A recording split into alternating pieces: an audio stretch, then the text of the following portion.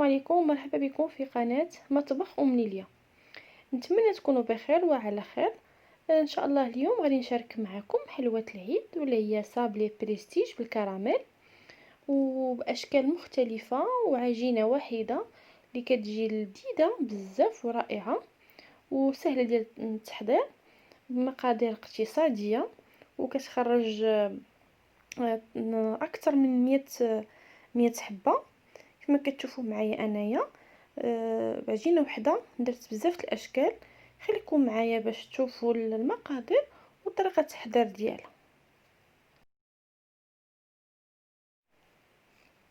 بالنسبه للمقادير عندي 3 البيضات، عندي 250 غرام ديال السنيده، كاس ديال الزيت عنبه، و250 غرام ديال الزبده انا كنستعمل اللذة، وجوج معالق كبار ديال النيدو، وخنيشه ديال السكر فاني. بالنسبه للطحين انا عندي هنايا كيلو، ولكن ما غاديش نستعملو كامل، يعني على حسب الخليط اللي عندي. اول حاجه درت السنيده والزبده ومعهم سكر فاني. كما كتشوفوا معايا انا غادي نخدمهم مزيان حتى تخلط ليا الزبده مع السنيده. وبالنسبه للزبده من الاحسن ما تكونش في الثلاجه، تكون على برا، تكون واخده الحراره ديال المطبخ باش تجينا سهله من نبغيو نخدموها. اولا نسيتوها في الثلاجه وكانت قاصحه باش تخدموا بها، غادي تشدوا حكاكه ديال المطيشه وغادي تبداو تحكوا فيها. غادي تسهل عليكم الخدمه ديالها بحال هكاك. كما كتشوفوا معايا كنحاول نخدم الزبده بهذه الطريقه هذه، كندلكها بالكف ديالي باش السنيده تدخل ليا مع الزبده وتذوب. غادي نسمر بحال هكا حتى نحصل على بوماد اللي تكون لينه. انا زدت عليها هنايا نيدو، جوج معالق كبار نيدو اختياري، اللي بغى يزيدو ما يزيدوش. من بعد ما دخلت الزبده مع السنيده دابا غادي نزيد عليهم كاس ديال الزيت. اللي كيبغي الصابلي يكون هشيش بزاف تقدروا تزيدوا واحد نص كاس اخر. انا درت غير كاس واحد. غادي نحاول انني نخلط مزيان الزبده مع الزيت حتى ما يبقاش ليا الزيت يبان نهائيا. كما كتشوف معايا كنخدمها بالكف ديالي، كنحصل على بوماد اللي متجانسه بهذا الشكل هذا.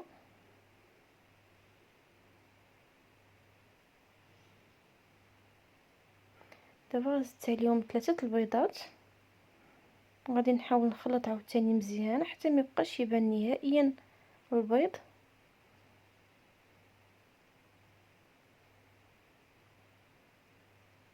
كما كتشوفوا معايا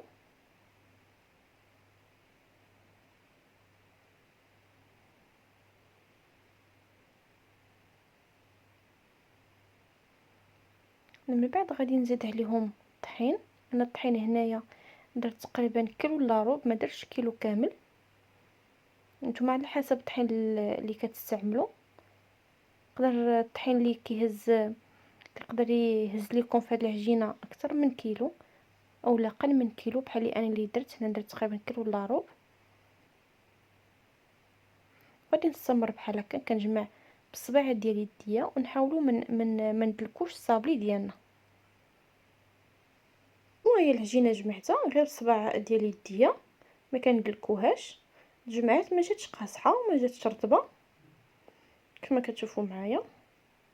دابا غادي نغطيها بالسلوفان اولا ديروها في هذا بلاستيك غذائي وديروها في الثلاجه تبات ليله كامله.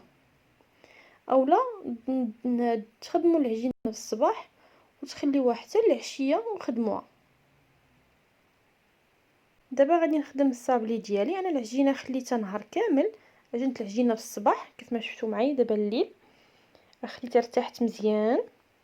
دابا غادي نخدمها، وغادي نخدمها بين جوج ميكات، يعني ما ديروهاش يعني تفرشوا الطحين ولا شي حاجه. خدمه بين جوج ميكات، وغادي نبدا نسرح فيها بالمدلك. كتكون شويه قاصحه مع الزبده كتقصح، ولكن ملي غادي تبداو تخدموا بها غادي تولي رطبه. غادي ترطب لكم مزيان، ما تبقاش لكم قاصحه كيف من الاول.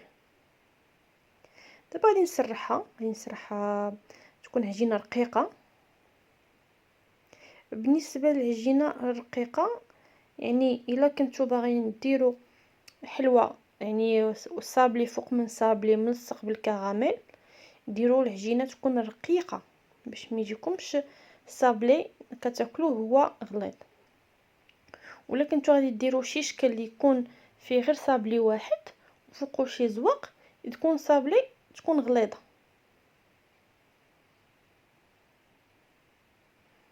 كيف ما كتشوفوا معايا انا العجينه كنحاول اني نرققها،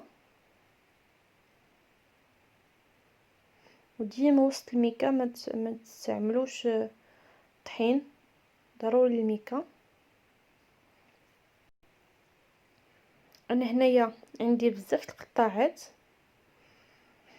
عندي المربع، الاوفال، الكاري، يعني شكلات بزاف عندي على شكل كور، على شكل خميسه. نتوما اي قطاع عندكم تقدروا ديروها تستعملوها. انا غادي ندير هاد الشكل ديال المربع،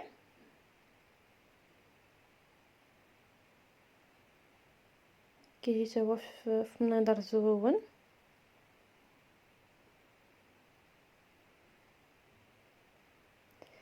غادي نستمر بالتقطاع ديالو، وغادي نديرو مباشره فوق اللاطه باش ندخل الفران. من احسن اللاطه من تبغوا تحطوا فيها صابلي ديالكم، من احسن يكون عندكم البابي كويسون باش ما كيخليش الحلوى تحرق. صافي، ومن بعد غادي ندخل اللاطه ديالي الفران اللي انا ديجا مشعلاه على درجه 160 درجه، مشعله الفوق لتحت.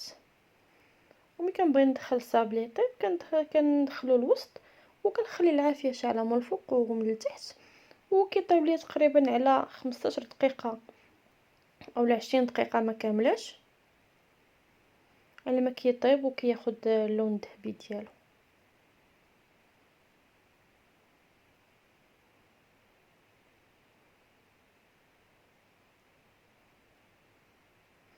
هو السمك ديالها كيجي على هذا الشكل هذا.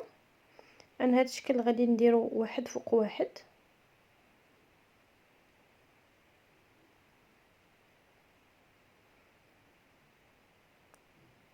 غادي نستمر بهذه الطريقه هذه حتى غادي نكمل العجينه اللي عندي.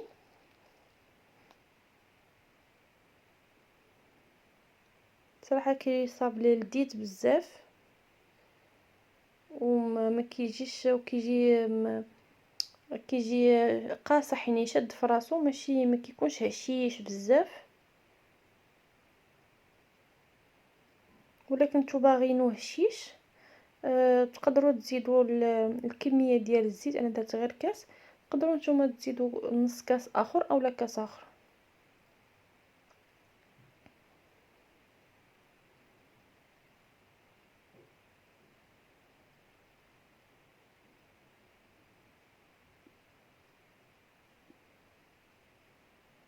كما كتشوفوا انا ساليت تقطع. بالنسبه للعجينه هذه اللي الشيطه، حاولوا انكم ما تدلكوهاش نهائيا. هانتوما شوفوا كيفاش غادي ندير ليها.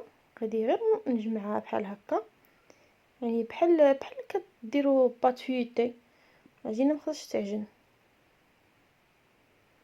غادي نسرحها عاوتاني بالمدلك وغادي ندير شكل اخر.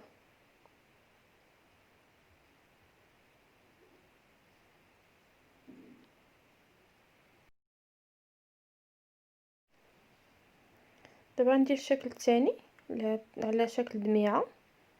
انا عجينه هنايا درتها رقيقه حتى غادي ندير وحده فوق من وحده، غادي نستمر هكا بالتقطيع حتى غادي نسالي، وغادي نديرو في اللاطه وندخلو بالفران. ايوا الشكلات اللي درت ها هما، دابا غادي ندخلها الفران باش يطيبوا. دابا نوريكم الشكل الثالث. انا العجينه عاوتاني درتها رقيقه حيت غادي ندير شكل فوق من شكل. عندي هنايا شكل قلب،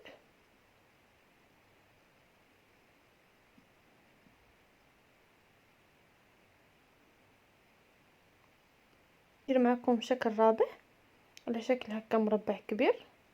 العجينه درتها غليظه حتى غادي ندير غير طبقه واحده كما كتشوفوا معايا كيجي على هذا الشكل هذا.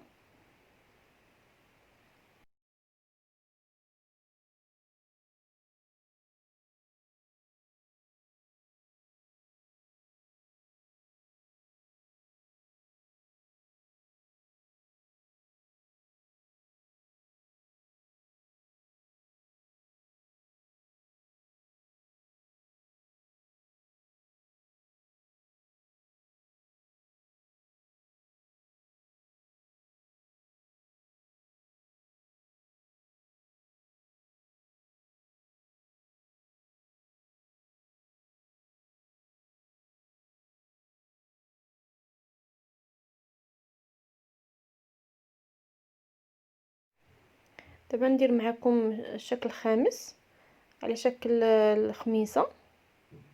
العجينه هنا درتها غليظه، تما غادي نديرش وحده فوق من وحده، غادي ندير غير وحيده.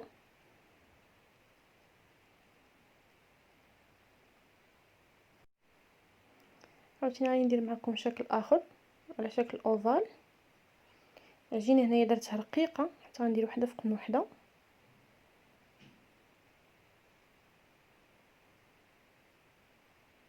الصابلي ديالي بعد ما طاب خدا اللون ديالو، خدا اللون الذهبي، كيجي هكا المنظر ديالو زويون والشكل ديالو ما كيتغير ما حتى شي حاجه. الحاجه غادي نبدا بها باش نصايب الصابلي ديالي، وهو غادي ندير واحد المعلقه ديال الناباج مع 2 معالق ديال الكليكوز. هادو هما اللي غادي يلصقوا اللصق بين الصابلي والصابلي. غادي نديرهم فوق البوطه حتى يذوبوا، اولا نديرهم في الميكرووند. بالنسبه اللي ما متوفرش عنده هاد الناباج اولا الجليكوز، تقدروا ديروا الكونفيتور، اي كونفيتور عندكم اللي كتبغيو. حاولوا انكم تطحنوه وديروه فوق البوطه حتى كيعقد وتقدروا تلصقوا به.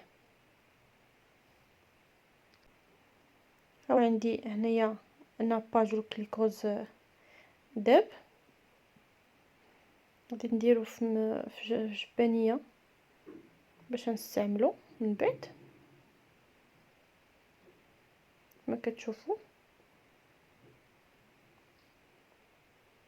هنايا خديت شوكولاط ابيض وشوكولاط كحل، ذوبته في حمام مريم. خديت ليمون على هذا الشكل هذا، نتوما ديروا اي شكل عندكم. هادو ديال السيليكون، هادو العاديين تقدروا ديروا ديال السيليكون حتى هما كيجيو في المنظر حتى هما غزال. كما كتشوفوا معايا الشوكولاط عندي هنايا ما كيبانش مزيان مع الضوء، كيجي ملمع. بالنسبه للشوكولاط انا حاولوا انكم تستخدموا هاد لا مارك هادي غالا، كتكون فيها واحد النسبه ديال الزيت ديال الدهون كافيه باش كتخلي الشوكولاط يلمع. ولا كنتو غادي ديروا الشوكولاط العادي زيدوا فيه شويه الزيت. انا عندي هنايا الكوك اللي حمرته في المقله حتى خدا هاد اللون، وعندي اللوز فسختو وقطعته هكاك وحمرته. والناباج اللي صايبت معاكم والكراميل باش غادي حتى هو غادي نلصق به الصابلي ديالي. اول شكل غادي نبداه معكم هو الصابلي اللي كيكون هكا داير كبير وهذا هو عريض. العجينه اللي درتها غليظه شويه، درت فوق منه شويه ديال الكراميل وغادي ندير فوق منه شوكولات على الشكل هذا. كيف ما كتشوف كيجي المنظر ديالو غزال. انا غادي نستمر على هذا الشكل هذا حتى غادي نساليه ونوريكم الشكل الثاني.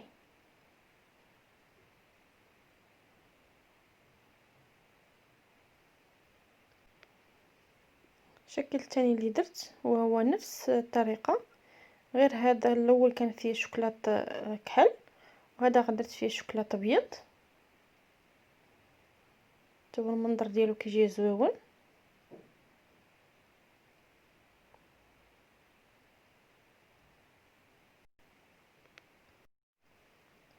الشكل الثاني اللي غادي ندير معكم وهو على شكل اوفال، غادي ندير وحده فوق وحده.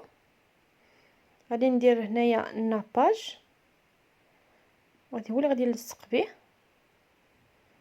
غادي يجي هكا وحده فوق من وحده. غادي نستمر على هذا الشكل هذا حتى غادي نساليه ونوريكم كيفاش غادي ندير ليه من الفوق.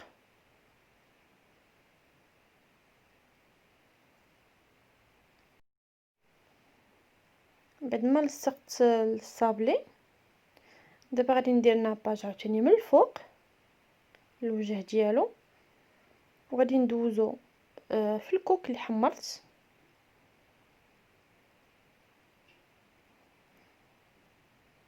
غادي نستمر على الطريقه هذه حتى نكمل هذا الشكل هذا.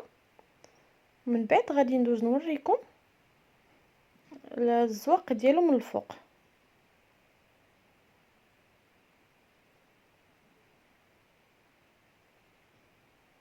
كيجي حتى هو النظر ديالو زويون.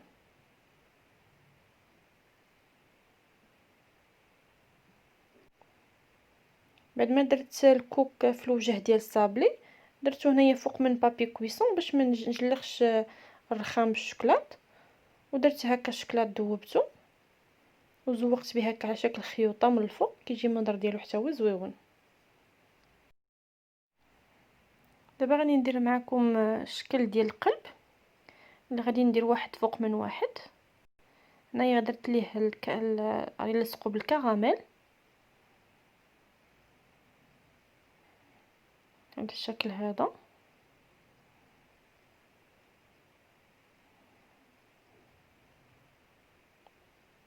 غادي نستمر هاد الصابلي حتى غادي نسالي نوريكم من بعد شنو غادي ندير فيه.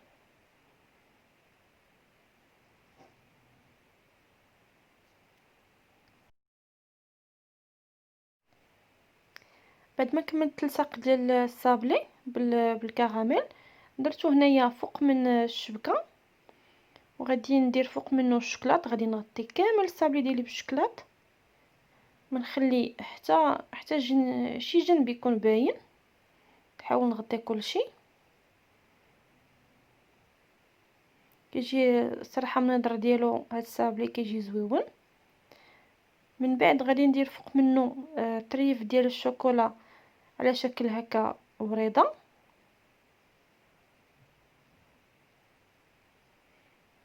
من بعد ما نسالي غادي ندخلو الثلاجه باش يشد ليا الشوكولات يبرد.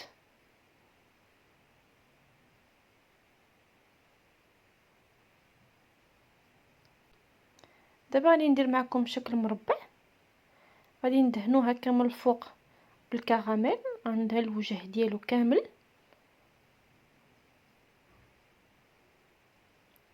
غادي ندير فوق منه الشوكولات اللي صايبت قبل وجنيبات اللي بقاو هكا باينين، غادي ندوزهم في الكوك.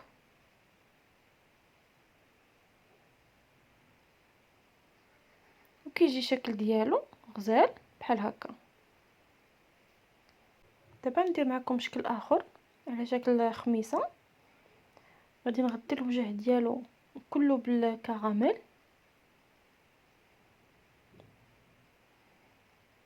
بهذه الطريقه هذه. وغادي ندير وسط منه شكل ديال الشكلاط على شكل وريضه اولا بابيون. وغادي ندير البلاصه اللي بقات ليا خاويه غندير فيها اللوز اللي مهرمش،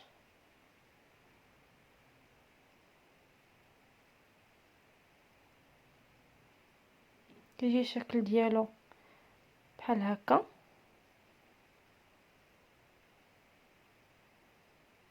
انا غادي نكمل هاد التشكيلات كاملين بنفس الطريقه.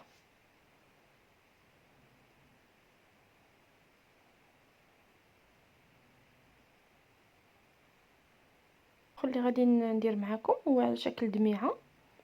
غادي ندير فوق منه هكا الكراميل، غادي ندير فوق منه هكا صابلي واحد اخر، غادي ندير واحد فوق من واحد،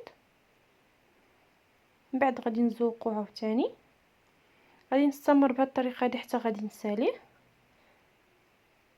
نوريكم كيفاش غادي ندير ليه. من بعد ما كملت الصابلي ديالي في التلصاق، دابا ندير فوق منه الناباج، وغادي ندير فوق منه الكوك بحال هذا الشكل هذا. من بعد غادي نزوقو عاوتاني بالشكلاط.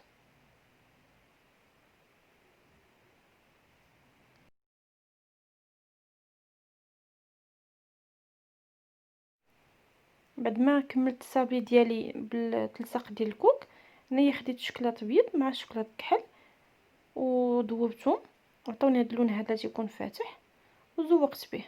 ندير معكم الشوكولاط، غادي نلونو بهاد الملمع الذهبي. خديت هنا الشوكولاط على شكل ورقه مع الشكل هذا، وغادي نبدا ندهن الوجه ديالو والجناب ديالو بهذا الملمع، وغادي نزوق به من بعد الصابلي ديالي. هنايا خديت الشوكولاط كحل، وغادي ناخذ حتى الشوكولاط البيض.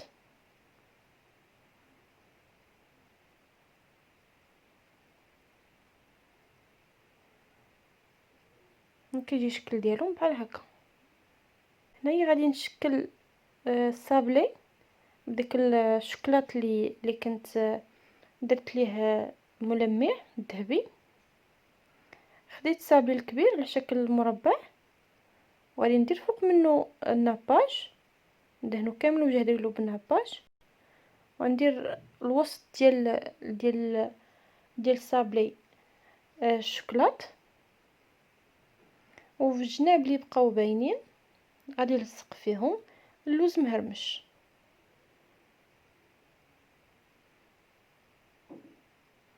كيجي حتى هو المنظر ديالو زويون.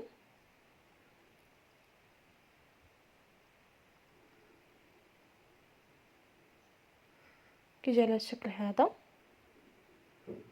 انا غادي نستمر بهذه الطريقه هذه، غادي ندير وحده فيها شوكولاط ابيض وحده فيها شوكولاط كحل حتى غادي نكمل الصابلي اللي باقي ليا.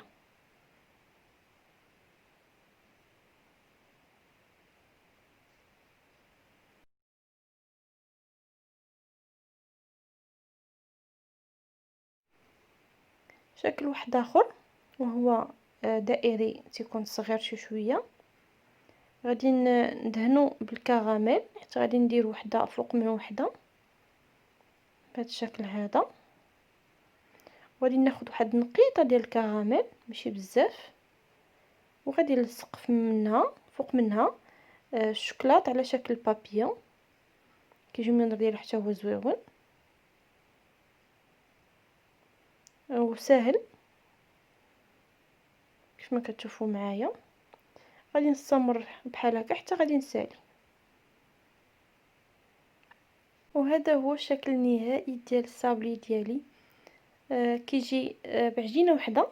حاولت انني ندير بزاف ديال الاشكال، يعني صراحه صابلي زوين ويستاهل انكم ديروه، صراحه ساهل. وانتم شكيات كتختاروا الشكل اللي بغيتو. انا اقترحت عليكم هاد الشكيلات هادو الذوق ديالي. نتمنى الوصفه ديال اليوم تنال الاعجاب ديالكم. ولا كنت اول مره تزوروا القناه ما تبخلوش عليا بالاشتراك والضغط على الجرس باش يوصلكم كل جديد. ان شاء الله نتلاقاو فيديو جديد ووصفه جديده. خليتكم على خير.